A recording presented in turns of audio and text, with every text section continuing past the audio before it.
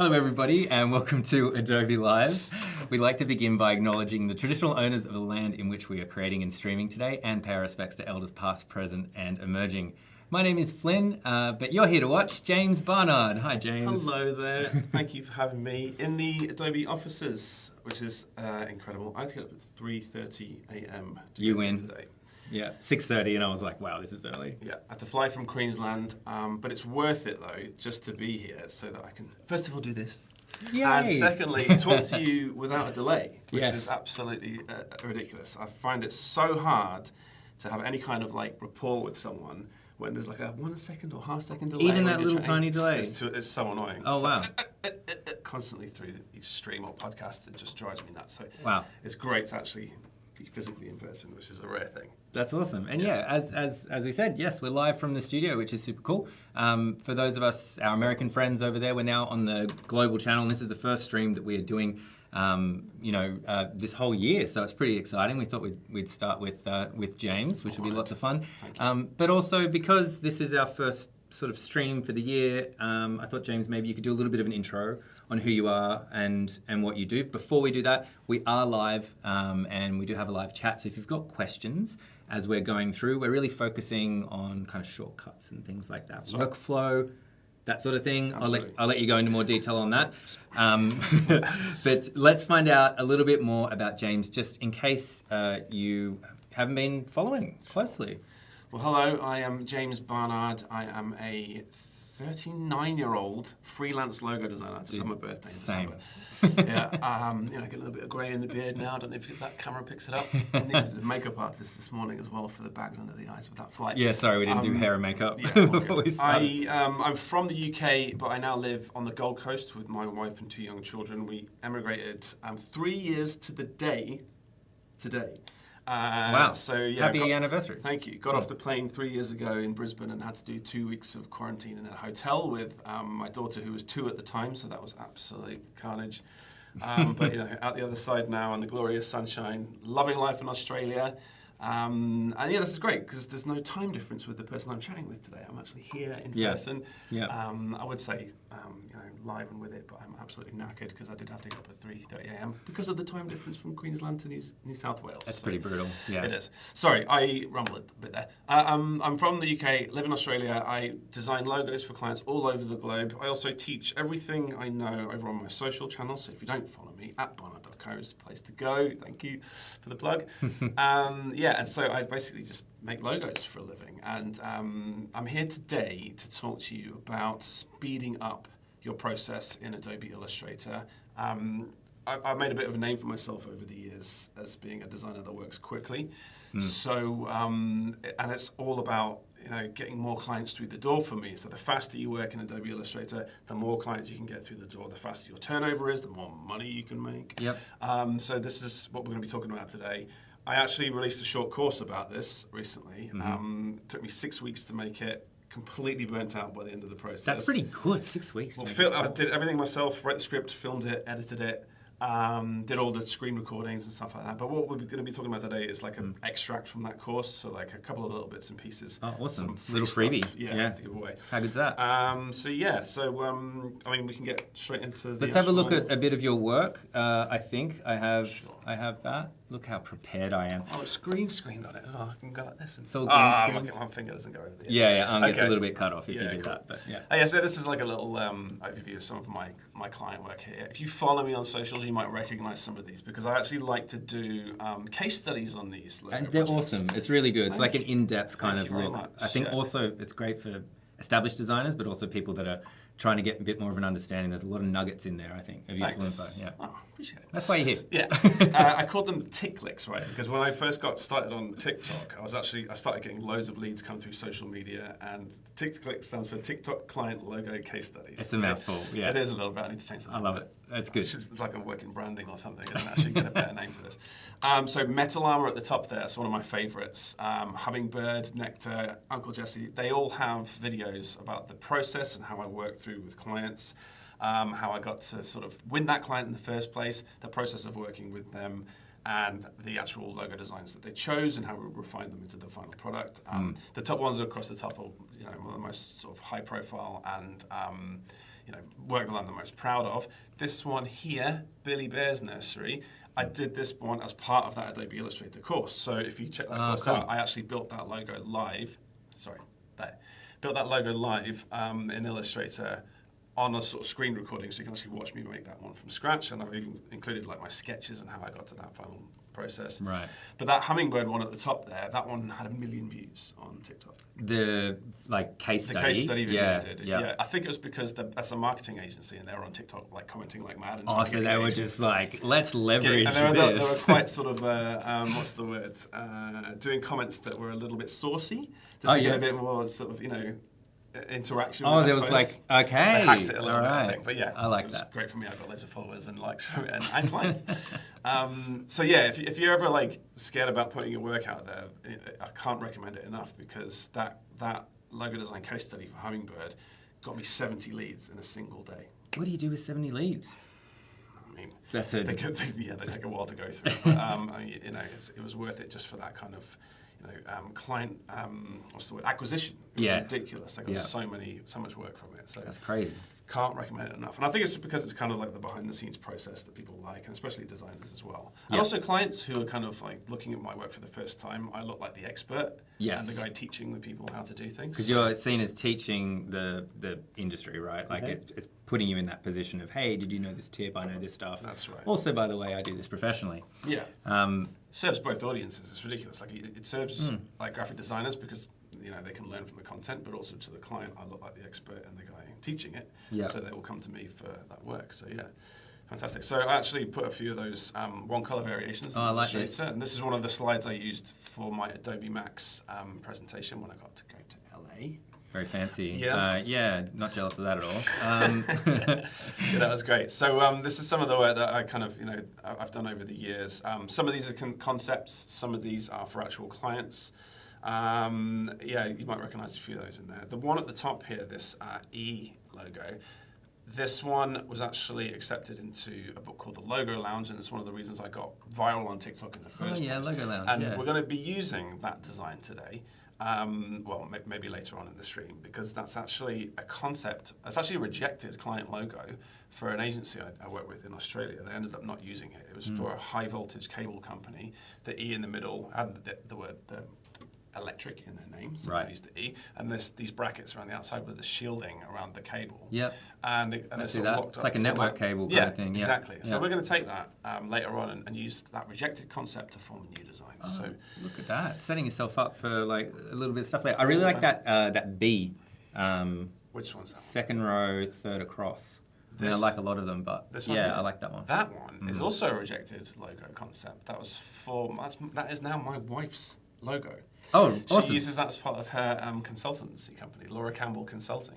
There's a story about that on my socials. It's pretty good. But again, that's because I have a line in my terms and conditions that says all unused ideas and rejected concepts remain the property of. That is a great idea. So that any time a client rejects a logo idea, I can then reuse that for another project. So I keep archives of all this stuff and just make sure that I've got treasure troves of these unused ideas. Because you put all the effort into it, it's like technically correct, but if they don't want it. So there you go. That's tip one. I was about to say, I always learn heaps of stuff when James comes in. I was just sort of saying before there was something on my desktop, and I was telling James, actually, you taught me how to do this in one of our live streams, and I still do it to this day. So anyway, no pressure, mate. Thanks. Why don't we jump into it? As I said, lots of people jumping in. We've got a designers in chat. There we go. That's great.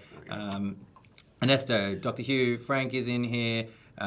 Jerry, Ernesto, I might have said that already. Keith, Keegan, James Barnard is in here. James Barnard's in the house. Any questions as we've got as we go along? We're doing a live stream today, and we're going to also do a bit of a follow-up tomorrow as well. Same, but different. So if you've got questions, throw them in chat. We'll either cover them today or tomorrow. Thanks. All right. By the way, in the chat, if you click on my name, my Behance profile has now been updated. Thanks to my assistant, Beatrice. Thank you, goodness. Beatrice. She went through my portfolio and updated it all for me, so get on there. Good stuff. All right, let's go. Okay, so what's the first thing we're going to do to speed ourselves up working as a logo designer, but in Adobe Illustrator? This is my handy little zip folder here. Now, whenever I start a new project with clients, all I have to do is double-click on this zip folder, and it opens up a Cool. folder structure for working with my clients. I'm sure you've seen something like this before. It's something I picked up when I worked at agencies.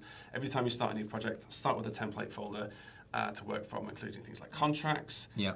With logo design especially, putting the old client logo in there to make sure that you've got a copy of it. So if you've ever done a rebrand, sometimes clients launch with their logo so fast that you forget to get the old one. And you can't get the old stuff back Yeah, down. to use as like a comparison for something like a case study on your portfolio. That's a good Take idea. the old one, stick it in the.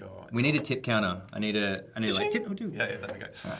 In here is a client logo ideas Illustrator template file. Now, we're going to come back to this later on because this is what I like to work from when I start a new project with logo design. But we're going to build this template file out and show you how to make it before I start working from it. Okay? Awesome.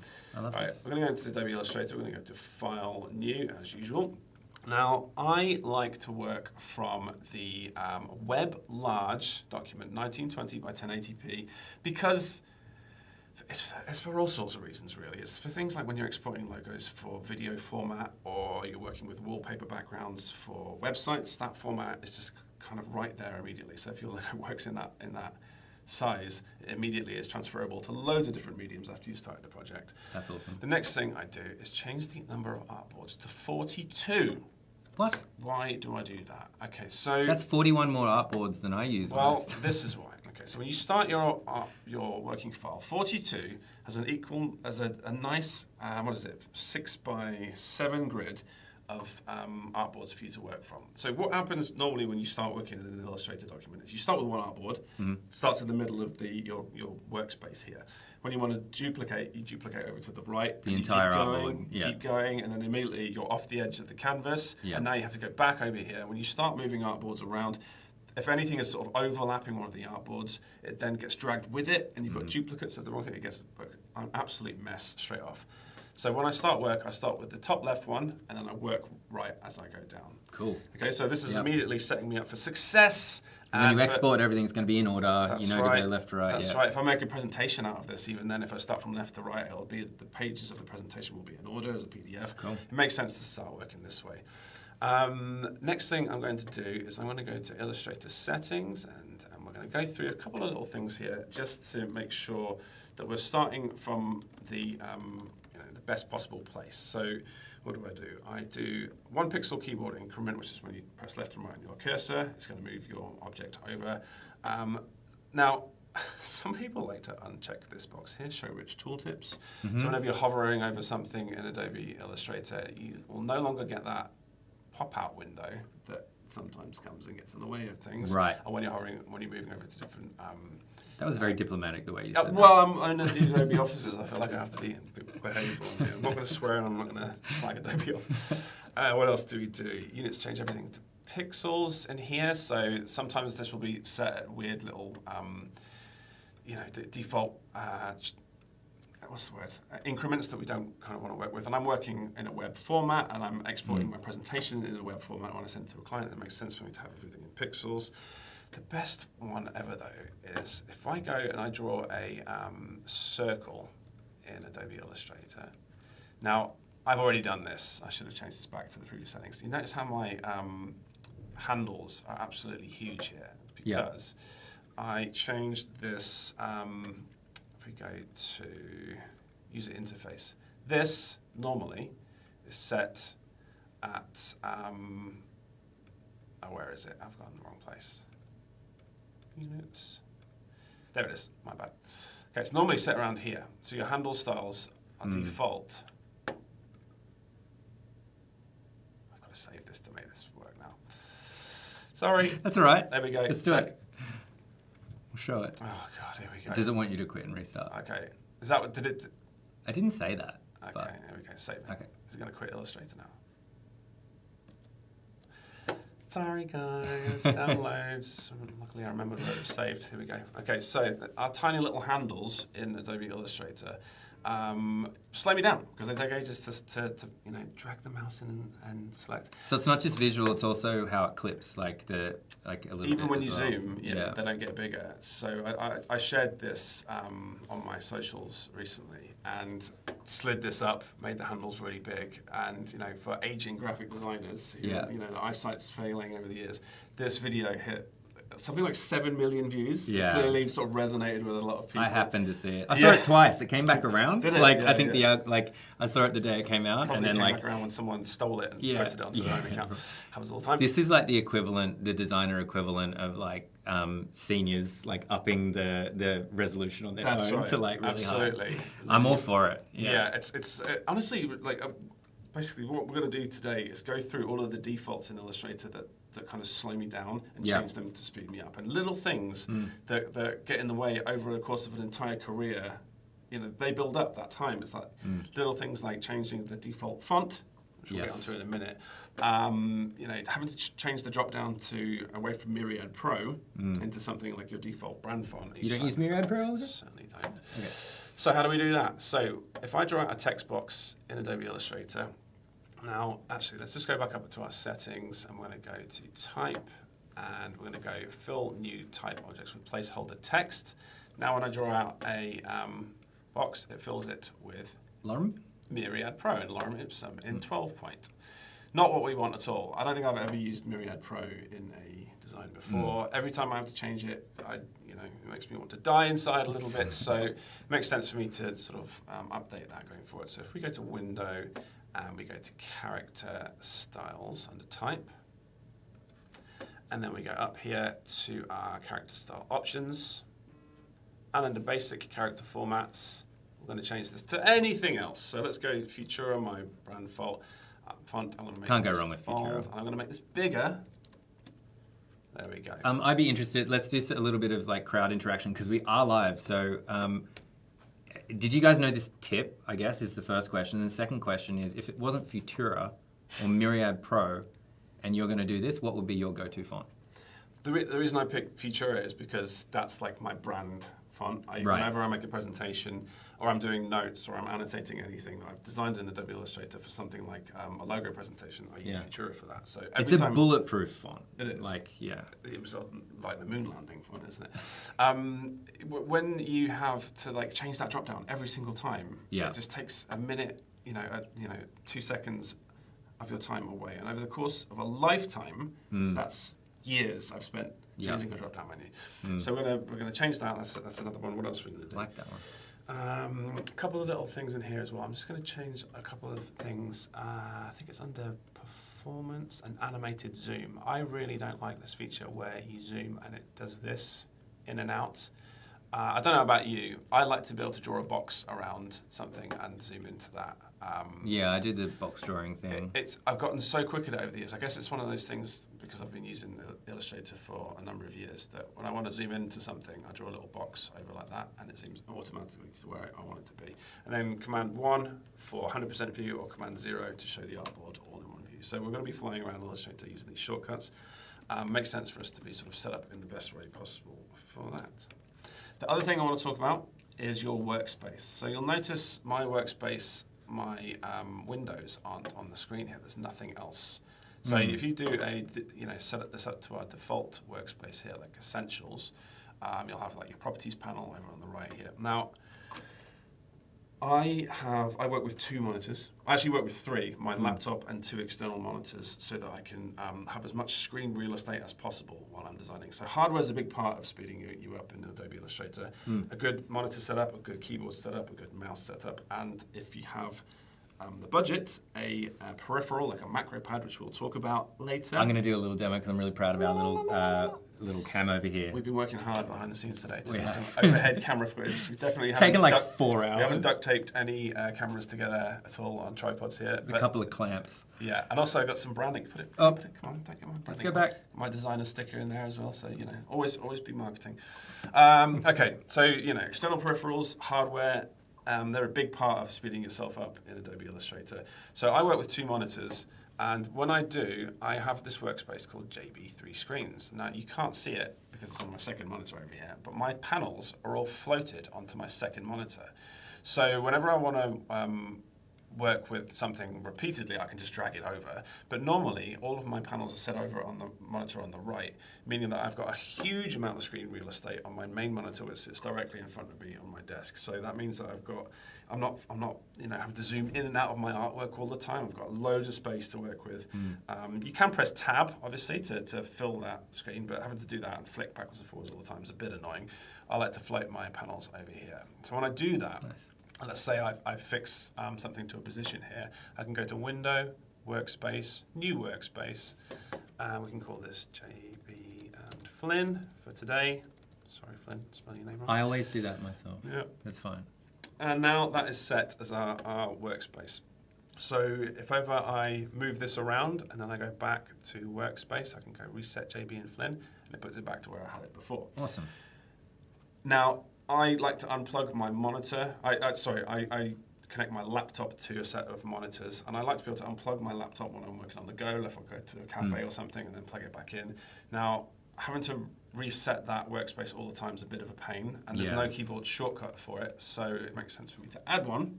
So let's go into our keyboard shortcuts. And it just feels good as well. You're like, oh, I'm not going to go to the cafe because it's such a hassle. I need my screens. That's it. And then suddenly you're never getting outside of the house. You're never getting... Also, as well, I've got this weird thing where if I jiggle the cable on my laptop, the monitors turn off and turn on again. And when they turn on again, all those panels are now floating in different directions.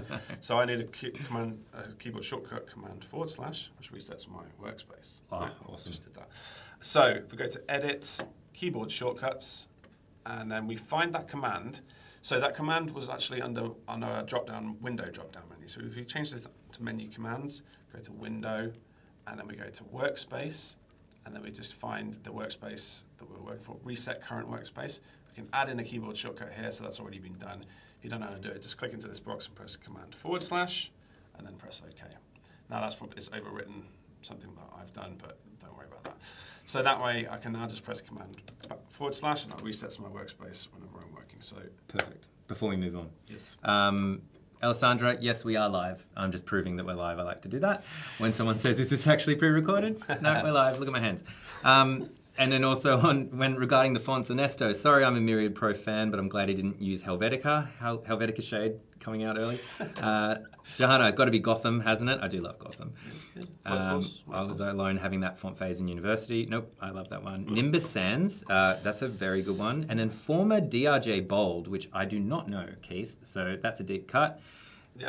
Monostrat or Poppins, just not Comic Sans. Haha, yes. Montserrat or Gotham? Poppins was the last one. Well, True Crime Fangirl. Montserrat is like the free version of Gotham, isn't it? So, the open source version. Open one, yeah. So, that's the question for your audience. Montserrat or Gotham, which one's your favourite?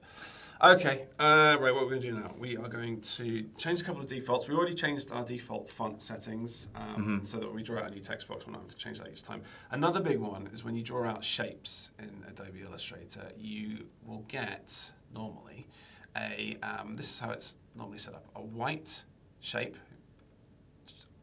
Mention in the chat if this is familiar. Black outline. With a 1 pixel stroke black outline. Yeah. Every single time you do this, that's the shape that you get. I never need that. I don't know about you. I never need a 1 pixel stroke around my shape, but every time I have to select a new shape, go up to my drop-down menu and change that off, it pisses me off every single time. So again, that makes sense for us to change that default. So how do we do that? We go to Window, we go to Graphic Styles. This is our current default at the moment. Whatever we want to change this to, we then select that format. So let's say I never want that to have a 1 pixel stroke again. I want this, every time I start a new shape, it needs to be black fill with no stroke. I then add this as a new graphic style.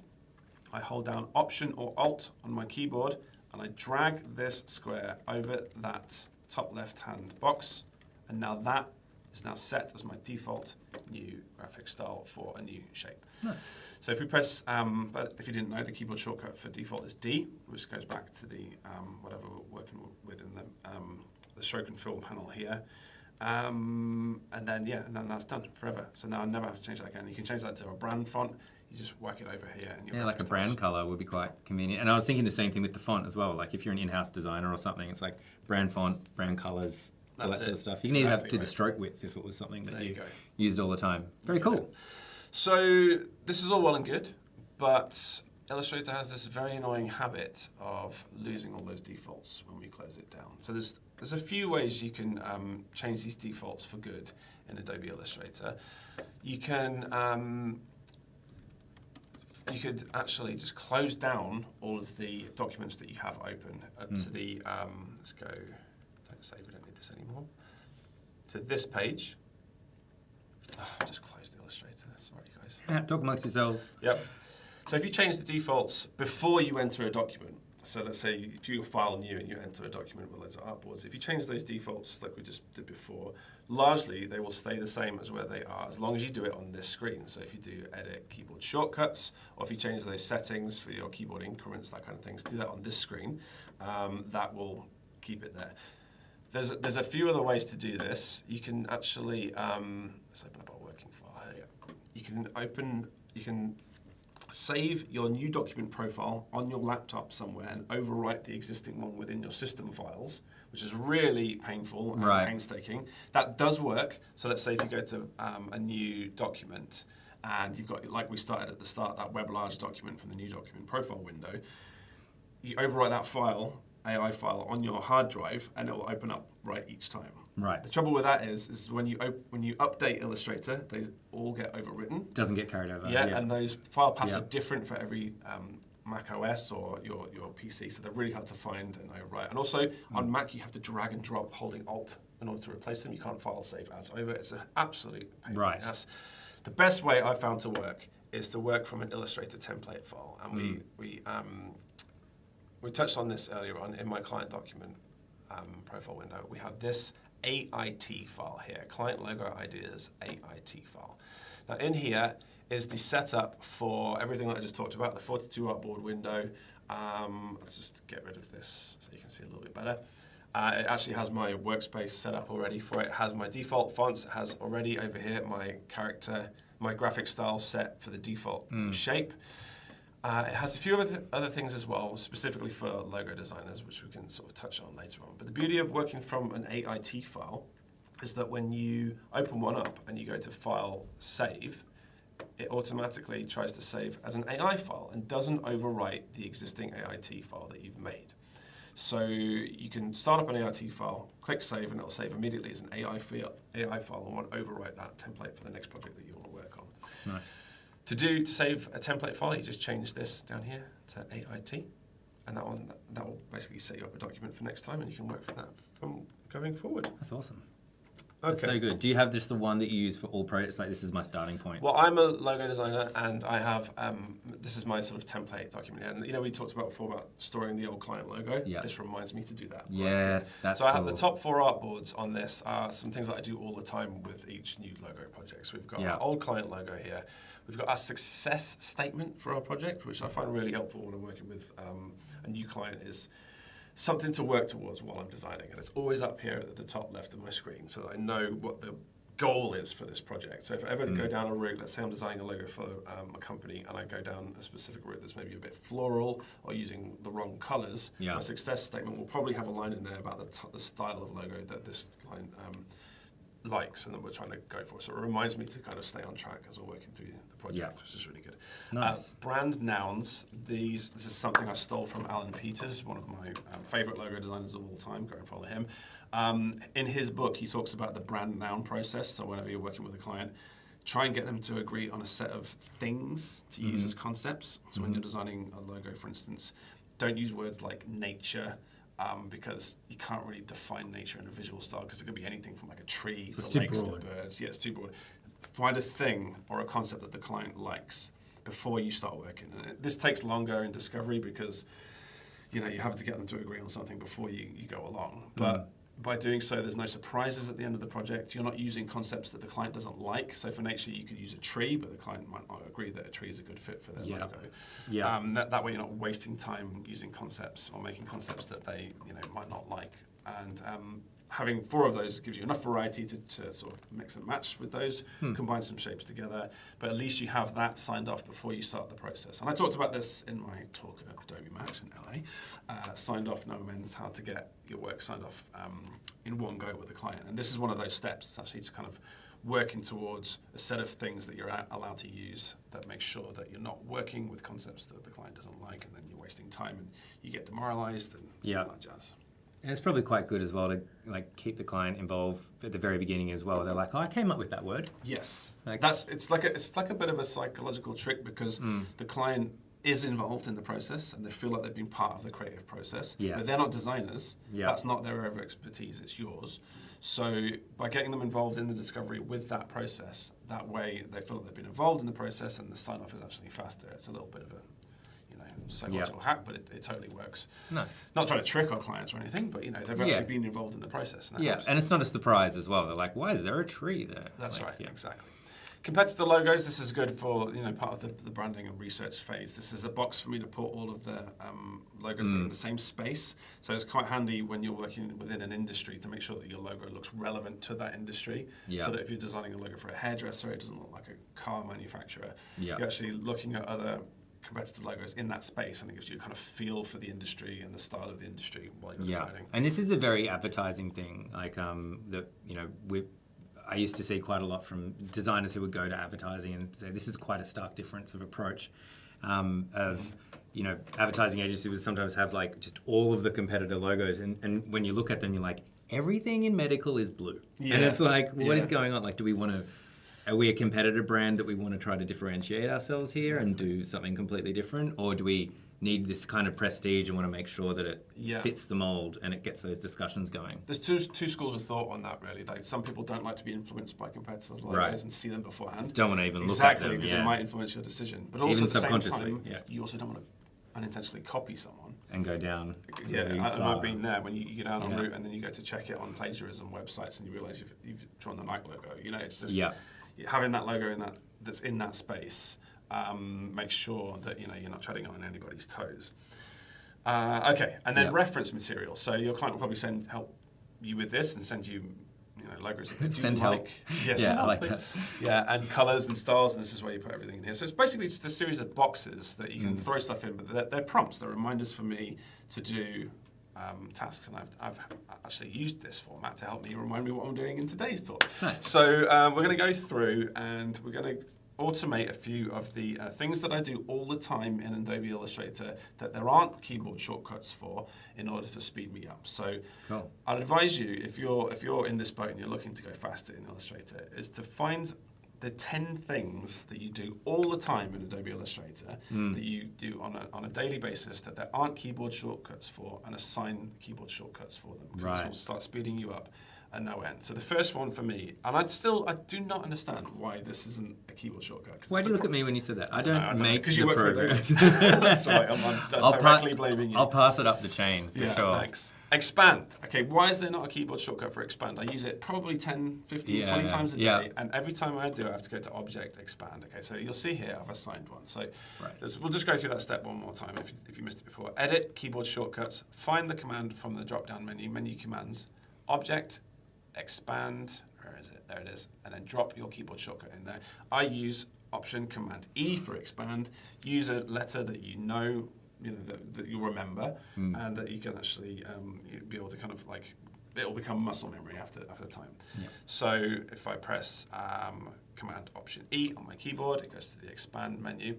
But I now have to click OK. And that's too many steps for me. Okay? One click. Even one click. We've got to get rid of that Pressing the enter button still annoys me. Okay, so when you have anything in Adobe Illustrator that you need to turn into, that has multiple steps that you can't assign as a keyboard shortcut, you need an action. Right. Okay, an action is something that is like how you record multiple steps to actually perform a series of things with one keystroke. Okay, so let's draw something in here to sort of start with. So, oh, by the way, I probably should have mentioned this. Can we go to our overhead camera for a second? Yes, you can. I am speeding myself up with the MX Master Pro mouse. This, if you still use a Magic Mouse for your design, who are you, bro? This thing, like, me do honestly.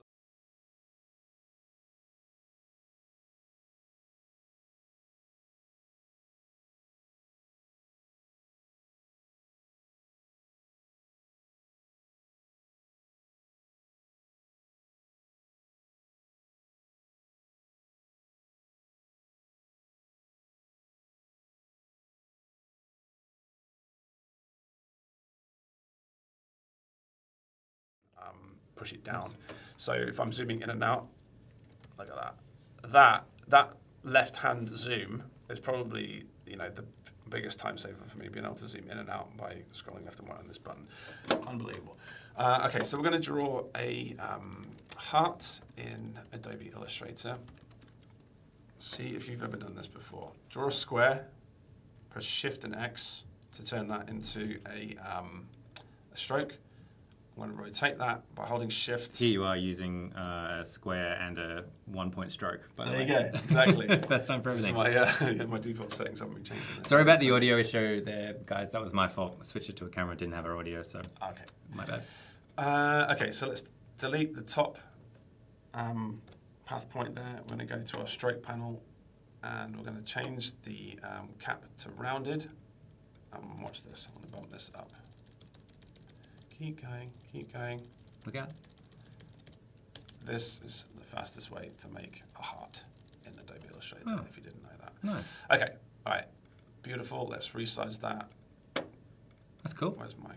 You could just expand that and then you'd be done, right? That's a heart. I've just lost my... There we go. I could expand that, that's right. But that's too many keystrokes for me, isn't it? So, yes, you're right. That's not a shape. That is a path with a stroke applied to it. So in order to make a action, we're going to go to Window, Actions. Now you'll see under here, I've got, hopefully you can see that okay, I've got James Barnard Custom Actions. We're going to do a new one today. We're going to go New Set, Adobe Live. Just before we go on, just from there, because I turned our sound off for a second, what was the mouse? Someone missed it because I cut the audio out. MX Master 3S. This one is for Mac because I'm working with a Mac here. But yes, MX Master 3 by Logitech. This scroll wheel here zooms in and out, and it has undo and redo buttons on the side, which is a massive time saver. So there you go. One way to speed up in Adobe Illustrator. Here we go. Okay, so we're going to set our. We're going to go to create new action. I'm going to call this one, we'll call it one, no, we're going to call it expand. And we're going to map this to a keyboard shortcut. So we're going to put this on our F1 key. I want to do Shift and Command here. Okay, so if I press Shift Command F1, this will perform this action. Okay, I'm going to select this. And it's pretty much whatever you do after now you're recording. That's right. Okay, so why isn't that? Oh, I was already recording. I might have to delete that now because it started recording immediately. Okay, drag this. Let's start this one again. It automatically started recording.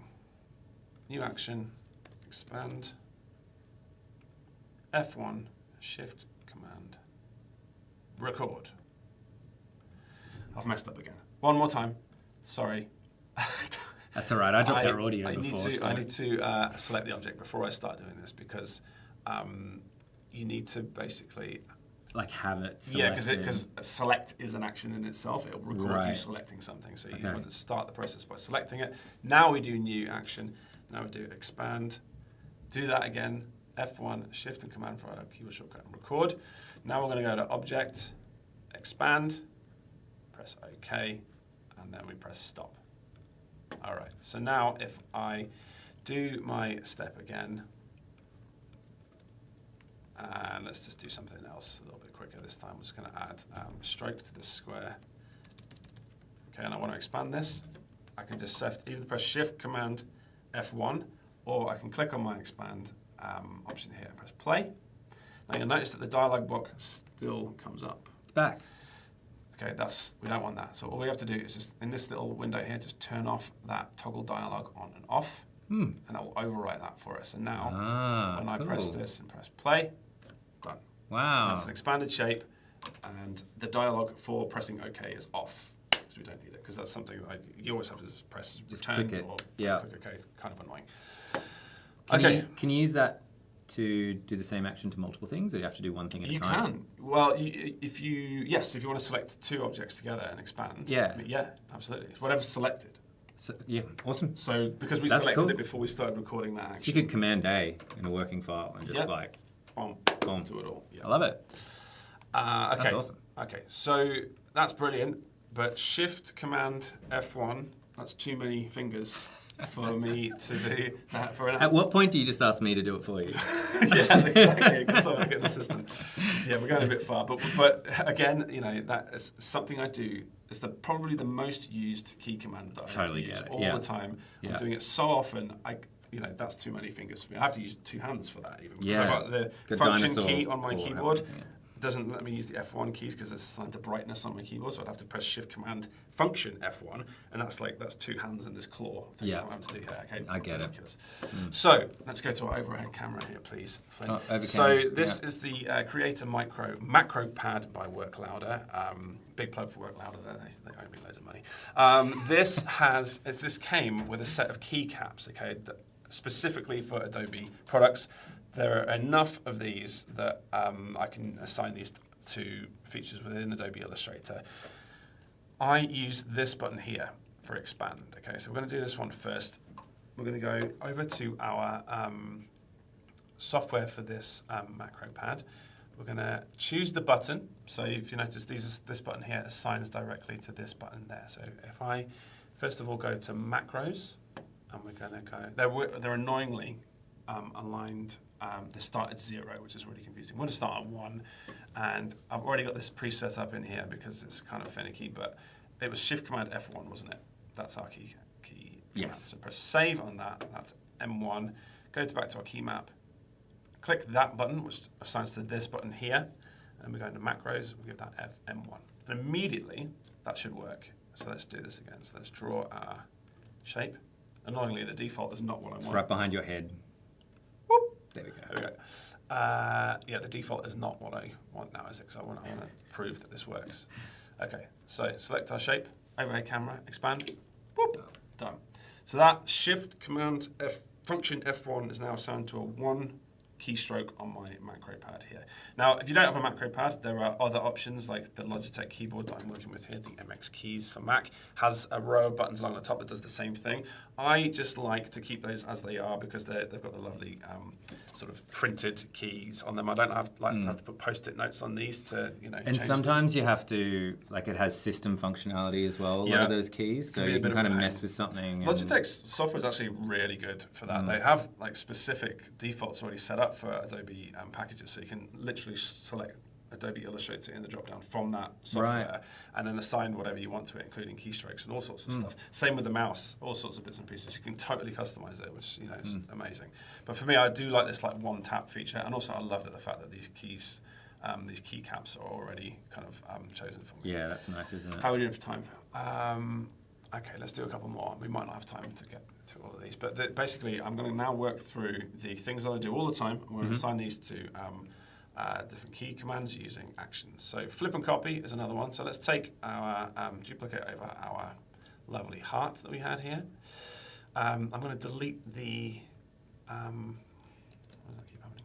I'm going to delete off the right-hand side of this here, and I'm going to go to Window, Pathfinder, which is over here, and I'm going to unite that shape. Okay. Now, Reflect is another one that doesn't have a keyboard shortcut. I actually set one up for that beforehand, Option Command R.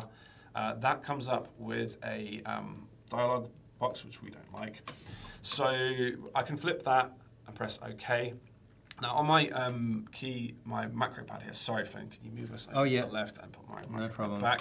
I've got two buttons here next to each other. This one is flip and copy. And this one here is flip only, because I like the option to have both here. If I'm doing badges or anything that has any symmetry, I like to flip and copy that over to the other side.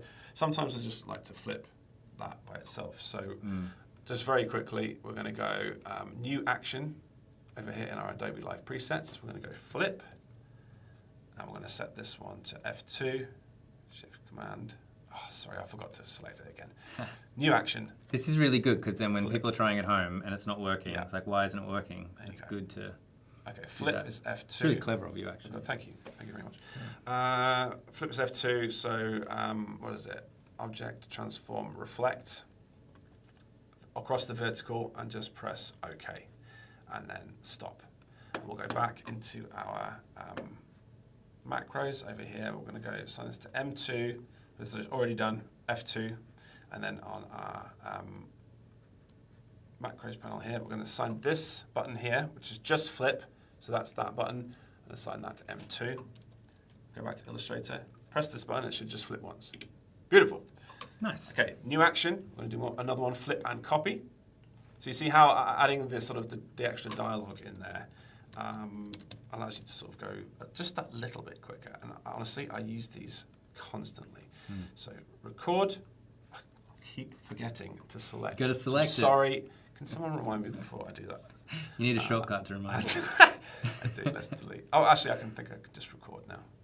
Record, flip, and this time I'm going to press copy, and now I'm going to press stop. Okay, so that's on F3. F3. So we go into our macros. M3, that's already assigned to F3 handily.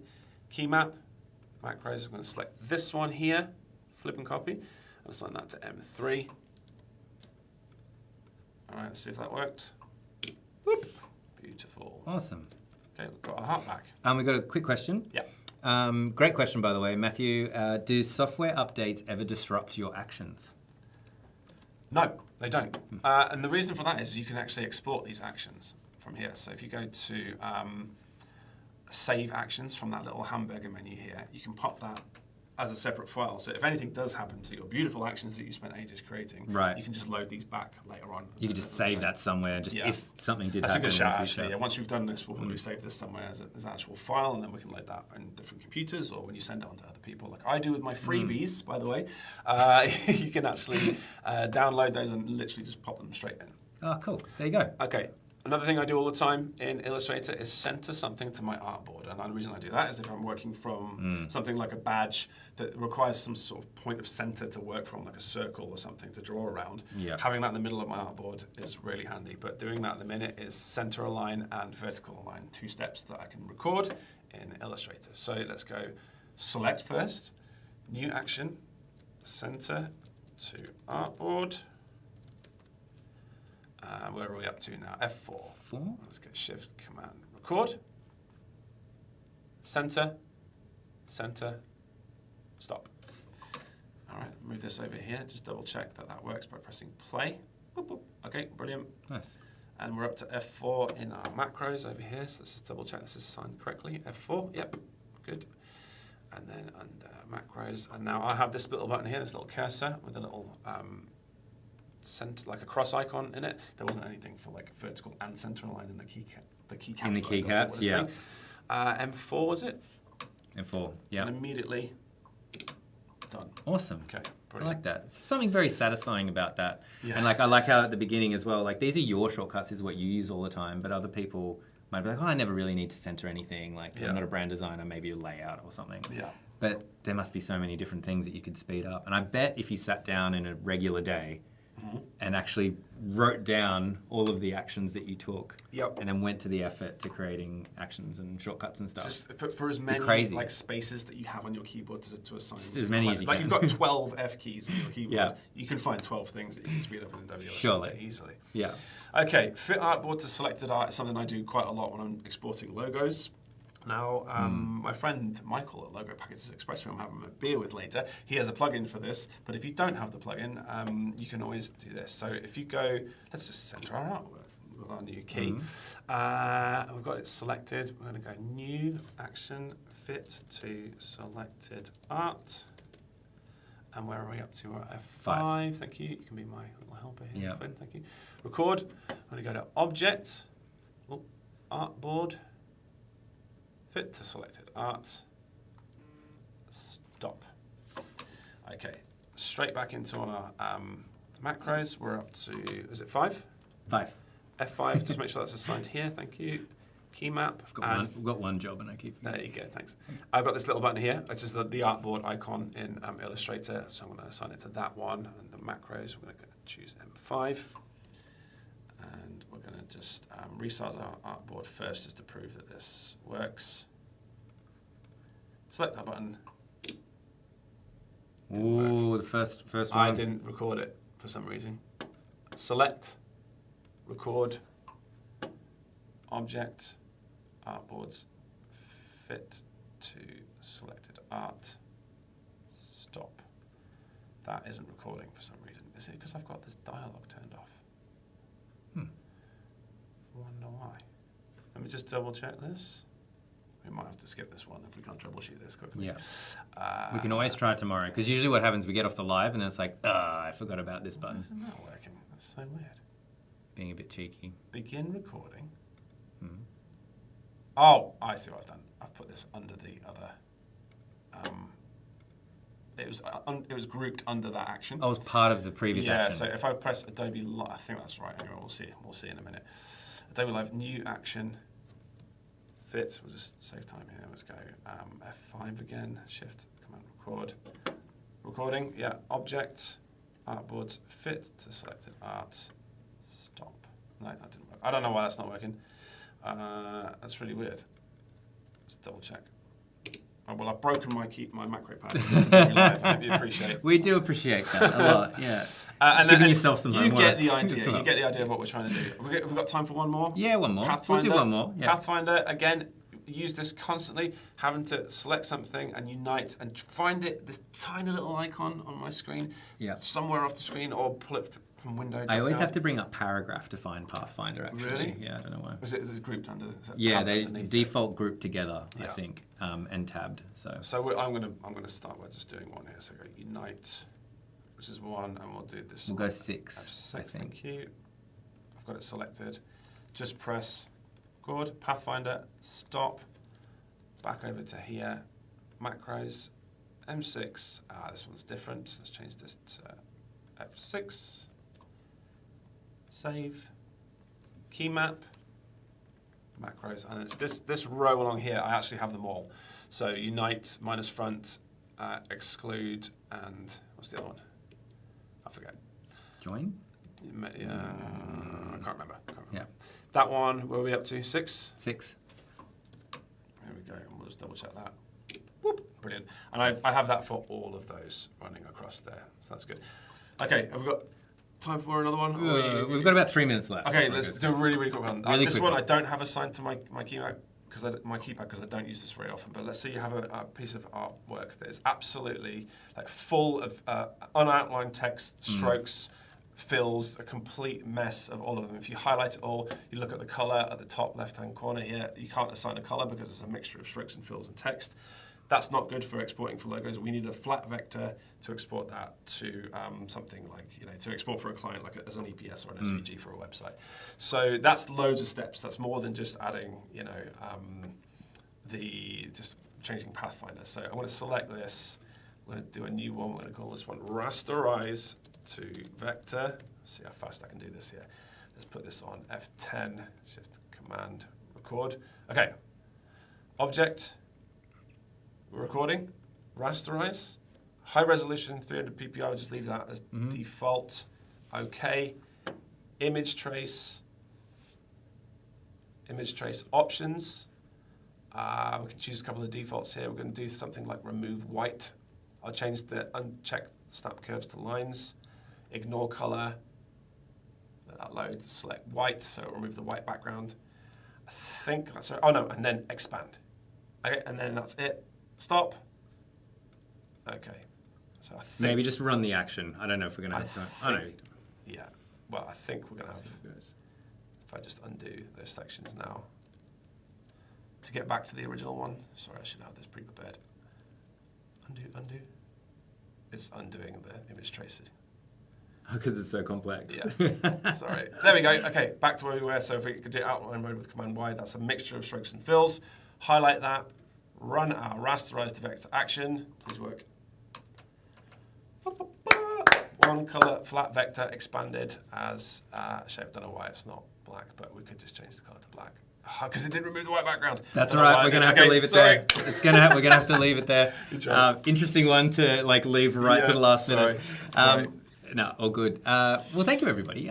But, you know, what's really exciting is we're actually going to be back here in the studio tomorrow for more workflow tips, actions, that sort of thing. We're going to jump into a case study, I believe. Use all these tips to turn a sketch to a vector and make an actual logo project for an actual client tomorrow. How good is that? Everybody, James Barnard, thank you very much, sir. That was amazing. I lost track of Can we how high many... five because we're in person? Yes, we can. Yes. That's how we do it. Yeah, thanks, everybody. Nice. Thank you, everybody in chat. Thanks for the great questions. We'll be back tomorrow. Same channel, same time. See you later. Bye.